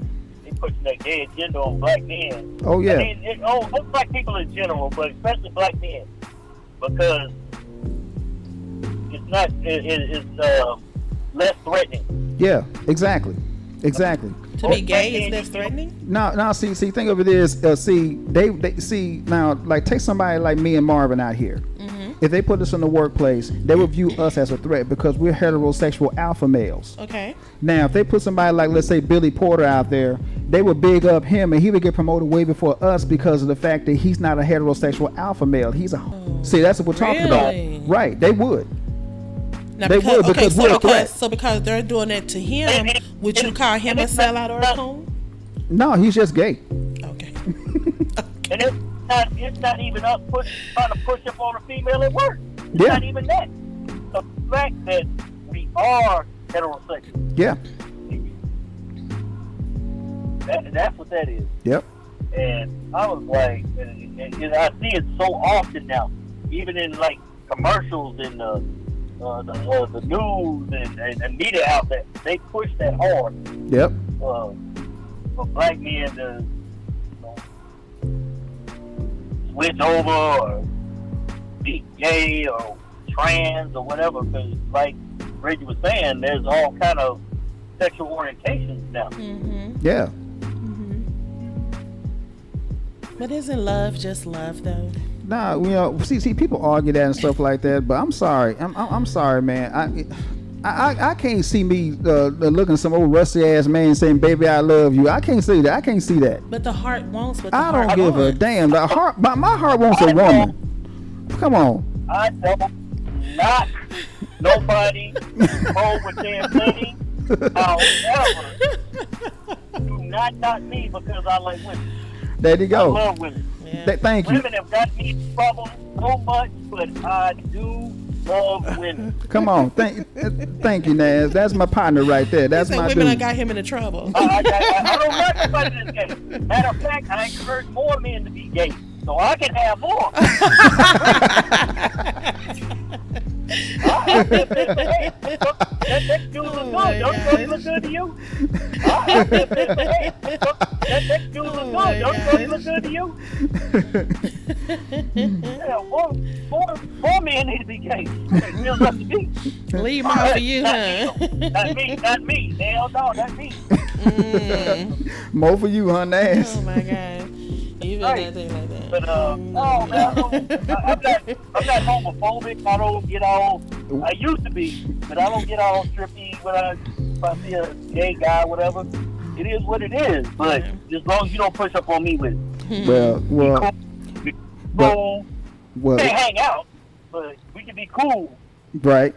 I agree with you on that one, man, but I have been physically threatened that, you know, I can't go along the lines of you, Naz, saying that more women for you. No. Yeah, because, you know. They're all for you, not for him. Yeah.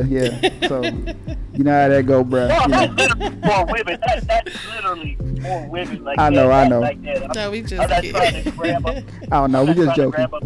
I know. We just joking. We just joking, Naz. But yeah. Well, I feel you, man. I feel you, brother. I feel you. I don't even. I would smoke a bunch of women. Trust me. He I said ain't got trouble. Yeah. He said women are trouble.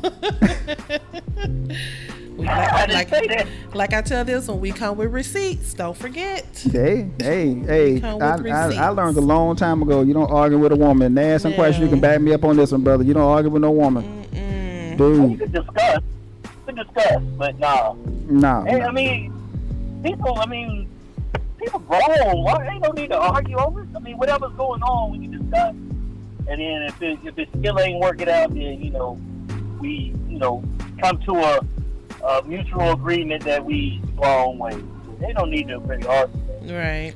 That's true. Yeah. And If that'd be arguing all the damn time. Right. I agree with you on that one, man. I mean, because, like, in any relationship, I guess we'll talk about that on a later show. In any relationship, man, you're going to have your ups and downs because we've had ours.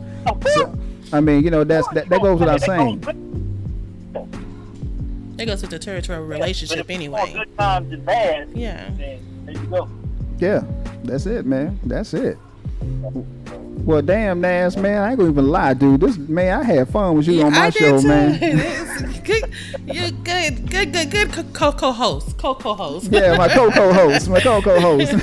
Very good. Very entertaining. But- Appreciate that. But, dude, man, I had fun with you all. You're and very I insightful. can- Very yeah. insightful. but. I hope I can be a guest again on your show. Dude, Absolutely. definitely. You might become a regular if I can Absolutely. figure out how to stream. If I can figure out how to get you to stream on live with us, man. Yo, it's gonna be on the cracking, man. Because I can stream, man. Ain't no problem. okay, Let me know. all right, cool, man. Definitely do that, man. But I'm gonna go ahead and let you go, brother, because we had fun with you, dude. So we Absolutely. definitely Okay, got. then. I had fun with you all soon.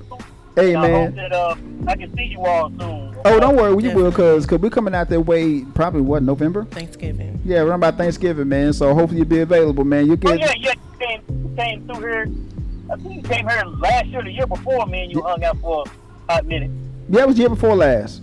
Yeah. Were we together? Year before last. Sure was. I still got the picture. I still got the picture you took. Oh yeah. That was year before last, man. So yeah, we good. So yeah, oh yeah, send me that picture, man. Damn, I forgot all about that. Yeah, I'll send it to you. Cool. All right then, man. So I'm gonna let you go, brother, man. Yo. It was nice, ma'am. Thank you. You as well. Thank you for your insight. Very, very good conversation. So yeah, we definitely got to do this again, man. So. Yeah, do it again. All right, then. Cool. All right, later, man. I'll holler you later, brother. All right. Bye. All right. You got some really cool friends, Reggio. Hey, man, that's what I do. Yeah, like I said, that's. I mean, I've been knowing. Like I said, me and Nas go back to, dang, the '80s, and me and Leslie, we go back further than that. Oh wow. Yeah. We go back to. I was in third grade. Leslie's a year older than I am. Mm-hmm. So we go back to back then, and me and Les had this group called the Soul Brothers. So hold on, let me get him on the phone. Okay. I told him I'd call him back. And we had this group. It was a close knit. It was a close knit group of us, and we were just the Soul Brothers, man. We had to have them grades up there. We just couldn't just be just somebody out, off the cuff, man. We had to have the grades up there because the grades were very important. So It was me, Leslie, Rodney, my friend Eric, and Greg Rome. Mm-hmm. So we were all the Soul Brothers. What did y'all do? Singing group, dancing group? No, we just hung out. What's up, man? Hey, what's up, man? I was just telling Mimi about the Soul Brothers, That's a tight group, though. Oh yeah, we're the tight group, man. So Leslie was Soul Brother number one because he was the one that came up with the idea. Okay. So yeah. I'll just give a little bit of history on us and how far back me and you go. So, oh yeah, man, we go all the way back to the backwoods. Literally, the backwoods of Tom, Oklahoma. That's how far back we go. So, but yeah, man, I still got you on the air, man. So if you got some more to say, brother, spit it. I've been commenting on the chat about a little different things, and Kamala Harris. Okay. Do we classify her as a bedwench? It could be argued that she is a bed. Get out there doing some things, doing a little something strange for some change. You see what I'm saying? So, she could fall in that category. I mean, what do you think, Soul Brother? Well, let me interject here. Why don't you guys give us a definition of what a bedwench is? Go ahead, Soul Brother. The floor is yours. Well, the bedwench, she could actually fall in two categories depending on who wants to define it. We could go straight hoe just off of her California days and sleeping with was it the mayor of a very high profile black guy, I can't think of his name. Oh yes, I read that. Yeah. Let me see if I can Google that. Right. That's how she got it. That's how she made her way up in office, supposedly. Yeah. What they say, allegedly. Yeah. Right. Fast forward that to who she's married to now. Okay. That's the typical definition of the bedwench, warming the white man's bed. Right. Now, me personally, I don't know how to classify. What I will say is whatever she did worked. Yeah. Because she's just a few days away to possibly being the second highest in the land, and with old ass Joe Biden, if things work out her way, she may be the leader of the free world in the proverbial sense. Yeah. If my thing is, if we're just looking at tactics, hell, it worked. Yeah, it did work. It did work for her. And I think Mimi got it pulled up right here. Yeah, it was San Francisco Mayor and State Assembly Speaker Willie Brown. That's it. And he appointed her 2 political appointments, which helped her launch her political career. Okay, now, with that being said, was she a black woman trying to get in to move up in her career? Or was she a bedwench? That classifies as a bedwench. Is it? That's classified as a bedwench because you gotta like they always say, do what you gotta do to make it pop, right? Do what you gotta do to get greater, right? So she was doing what she gotta do to get greater. Okay. And that goes to the other point of view. From a tactical point of view, to advance you, what's wrong with them? And they've been doing it for, I mean, where did we learn it from? Yeah, you got a point. We're learning from our slave masters. Right. But they say you only do what you see or see what you taught. Yeah, you only do what you're taught. I mean, they taught us how to do it, so, you know. And evidently she did it better than them. Yep. Yeah, So, because he's still the mayor. She's going to be vice president, so yeah. Exactly. Yep. Good point. Good point, Soul Bro. Yeah, Good point. I agree with that one. I don't have nothing to say about that one. Not at all. Yeah.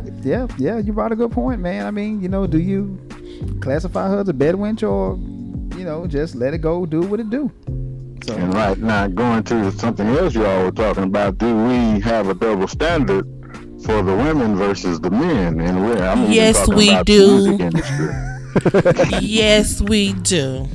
Well, that's what I was just saying about Cardi B, and I'm gonna throw her. I love me some Megan Stallion. I used to love me some Little Kim and all that. They were rappers, as long as male rappers. They were female rappers. Right. If you compare them to your Salt and your Peppers and your MC Lights and your Queen Latifah, of course not.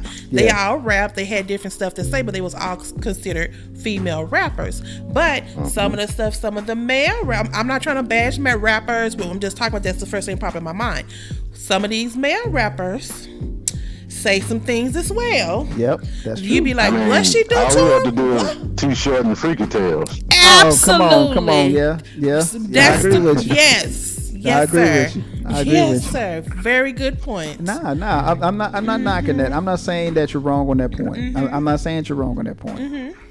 But I'm just saying at that time, we had a choice as to what we could listen to. Nowadays, you don't. It's the same thing over and over and over again. Well, yeah, that's true. Because So, same thing with the that is males. They true. keep saying the same thing over and over. Talking Yeah. about women, cars, money, what they drink. Same So- thing with males. So I guess the question is now, who's defining the music? The masses. The masses. Number one, and number two, the record execs who need Right. who want to. Who most of them are white. Most of them are white. So you know that's who's assigned. That's who's defining it. The white paymasters are defining the music. Okay, well, let me kick this to Right. you guys. So, by these record execs being white males, some females, not too many, but mostly white males, Yeah. are they selling out to us as the consumers to put this kind of music out? Who, the record execs or the artists?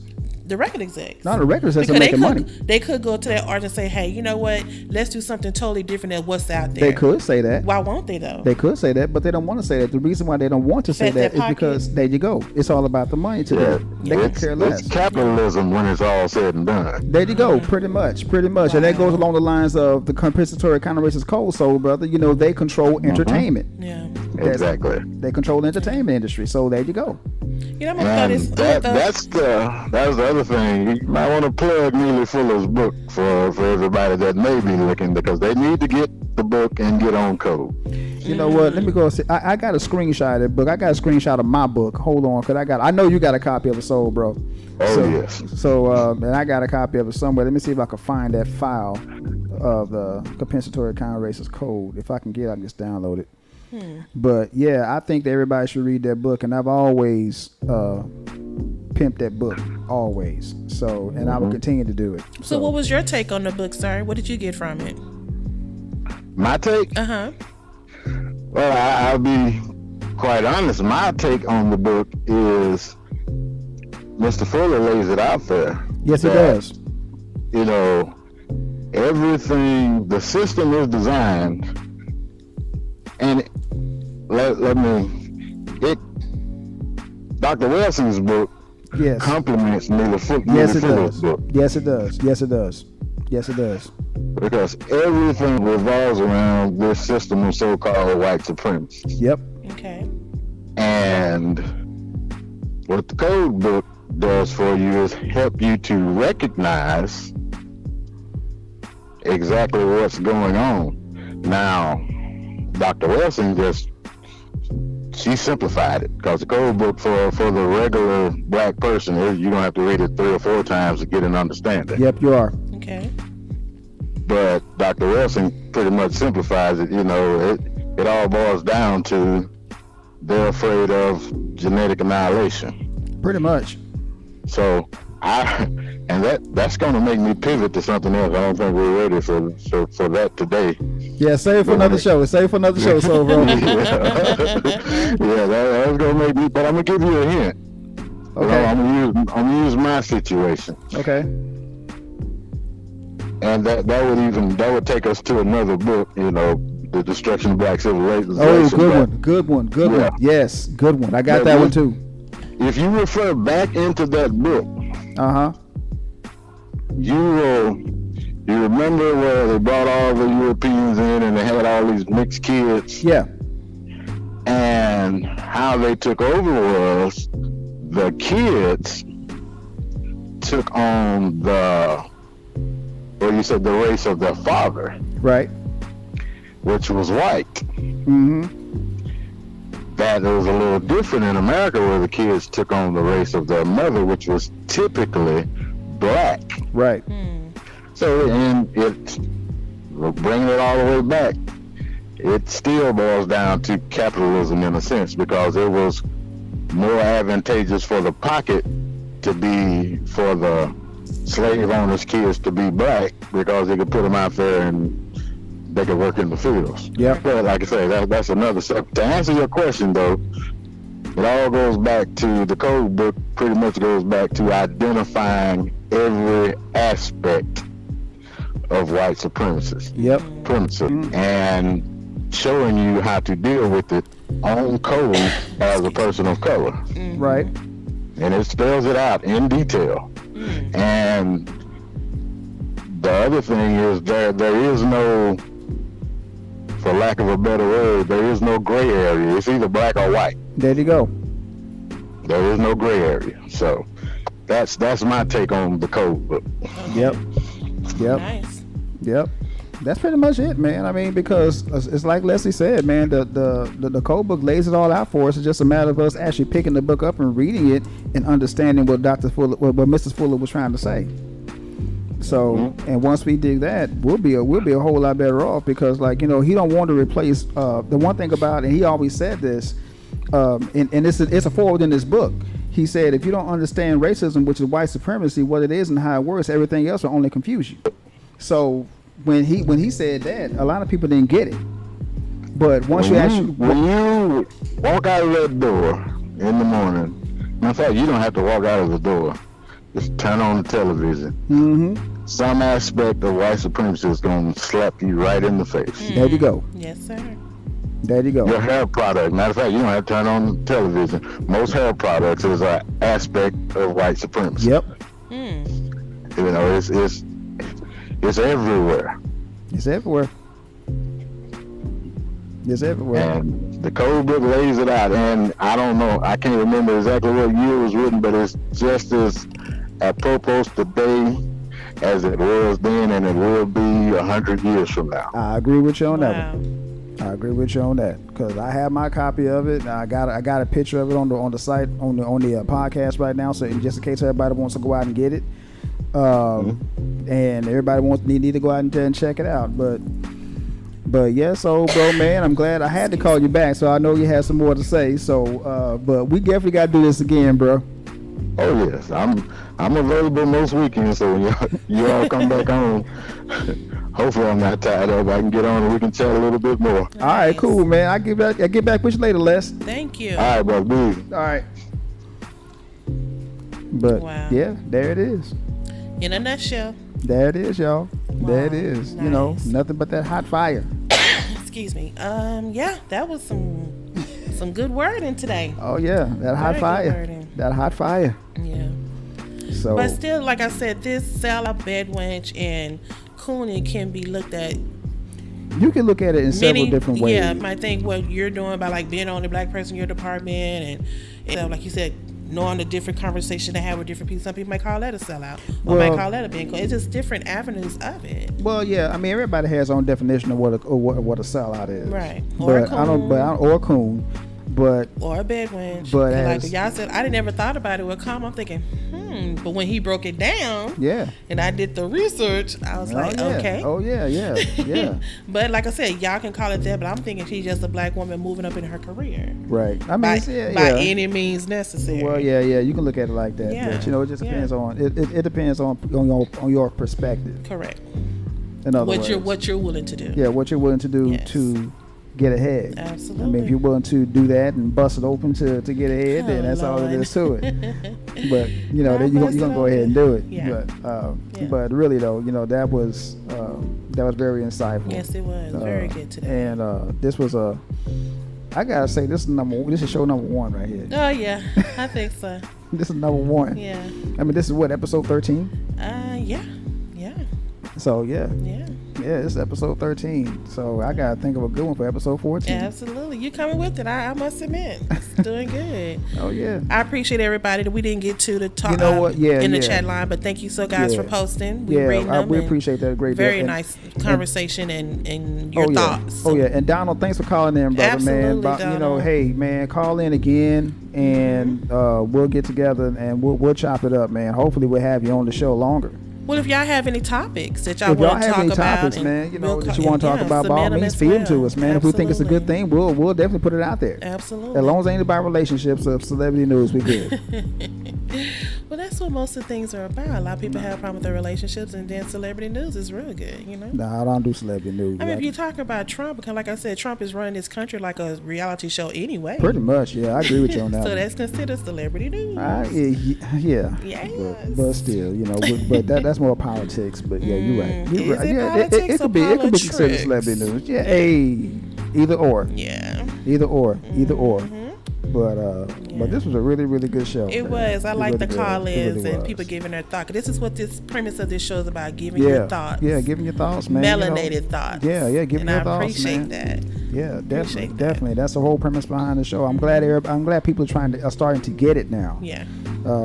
I'm not doing this to make money. I'm not making a dime off of this, y'all. This is a labor of love. I'm just Right. letting you know that right now. Absolutely. So this is a labor of love. I just love black people, and I want to educate black people on a whole bunch of different things. That's all I'm doing. That's right. And that's hey. And plus, I get to spend time with baby. That's right. Now I'm Hey. just coming in with my little thoughts and little giggles and my devil's advocate coat wearing, Oh yeah, So definitely. yeah, I've appreciated the last couple of shows. It's been really good, very insightful. Oh yeah, definitely. So I guess we can go ahead and wrap this up, man. We've been on for almost 2 hours now. Oh wow, we're getting longer and longer. aren't we? Oh yeah, getting longer and longer, man. So yeah, so Wow. I guess Columbus Day is tomorrow, but I want to say something about the how you say the word? indigenous. Yeah, indigenous people. I've never heard of that before. This is my first time ever seeing it on a calendar. Mm-hmm. Do you know what that means? What is that? What do they celebrate? You know anything about that? Well, I don't know anything about the Indigenous People Day, but I know about Columbus Day. It's the day when Columbus supposedly discovered America. But how Right. I knew that. But how can you discover something that's when people are already here? But So does that mean? How do you know who's an indigenous? Is that something like? Is that a race or? not necessarily a race. I mean, just the people that were here first. That's pretty much what it is. That's pretty much what Indigenous people mean. It's the people that were there So before. if that's in your bloodline, or you can prove Yeah. that you are, you get the day off. It's just like a I don't know what the deal is with I know, that. like I said, I've never heard this before. Never. I don't know what the deal is with that. I really don't. So. But for some of y'all gonna have a day off tomorrow, so that's good. Yeah, do something good with. I know we mentioned Columbus Day a couple of weeks, but it wasn't. It's tomorrow. Yes, it's tomorrow. I got my Tomorrow is days Columbus mixed Day. up. I got my holidays mixed Plus up, y'all. Indigenous Peoples Day. So whatever you want to do, just go out there and do it. But also, early voting in Texas. Yeah, early voting in Texas, y'all. Starts Tuesday. Yep. And it ends October 30th. Yeah. So But be like Mr. Leslie said, or was it Marvin, Nash? probably Marvin. He said that even if you don't have a dog in the fight, Reginald, using your government, Reginald, I should use my government name. you need to still make a decision, because if it's not, it's like you're part of the problem. And I agree with him on that. Yeah. Yeah. I'm sorry. Thank you. Yeah. But anyway, let's go ahead and wrap this up, baby. Absolutely. So it's been a good show. I'm gonna say. Hope you guys enjoyed it because we surely did. Yeah, I know I did, man. This was a really good show. It really was. Yes, it was. So in the meantime, we'll come back with another subject. And like I said, anybody in the chat room that's part of our circle of compadres, if you have any subjects and whatnot, as long as it doesn't have anything to do with relationships or celebrity news, give them to us. We'll talk about it. Absolutely. So, and if we think it's feasible and something that's going to help black people, yeah, we'll definitely talk about it. Absolutely. So, but in the meantime, get that to us. And so I am Reggie O. And I'm Mimi the Lady. Don't forget to subscribe, like, and hit that notification button. Oh yeah, definitely. Hit that notification button, man. Hit that like button by all means, y'all. Absolutely. So we can go ahead and get these numbers up because we got quite a few people. We got 6 people in here today. I know. With Really that. nice. So Absolutely. yeah. So we're See getting some better. names and I better. don't recognize, so that's good too. That's all right. So, That's all right. It's all right. It's all right. We good. Indigenous native people, the indigenous people native to the land. That's what I thought. Yeah, the people that were here Leslie. first. I was wondering. I'm like, what is that? The people that were here first. Basically. But have we decided who was here first though? Well, there's a few books out there. One of which is called The First Americans Were Black, written by David Imhotep. To read, and he comes with all kinds of receipts to say that we were here before anybody, and I believe him. Okay. And then there's another book out by Dr. Ivan Van Sertima called They Came Before Columbus. That's another one. It talks about how black people were here before anybody that was even considered a white man came here. And those two books are the only ones I can think of about the bat. There's some more. What's another one? Before the Mayflower. That's another good one. Okay. That was written by LaRon Bennett Jr. That's another good one. That talks about that digs back into the history of how black people were here before anybody else. Nice. And then there's another one called Black Indians. I think the person that wrote that one, I think his last name is Katz. Okay. That's his last name. I can't remember his first name, but his last name is Katz. It talks about that also. Nice. And of course, there's a book out by the master teacher, Dr. John Henrik Clark, that talks about Columbus. I forgot the name of that book because it's got a long title. I have that book also. Okay. But yeah, it's a bunch of stuff out there, man. So they'll let you know what's up. Look it up, ladies and gentlemen. Pick them up at Barnes and Nobles or online. Barnes and Noble, or there's a spot out. Download them. Oh yeah, download them from if you got an e-reader, get them on your e-reader. For us to have. Yeah, definitely, man, definitely. Or so to do. Keeping our thought process. Definitely do that, man. That'll work right there. Okay, sir. So, but yeah, in the meantime, I'm Reggie O, y'all. And I'm Mimi the Lady again. And we be out. Bye.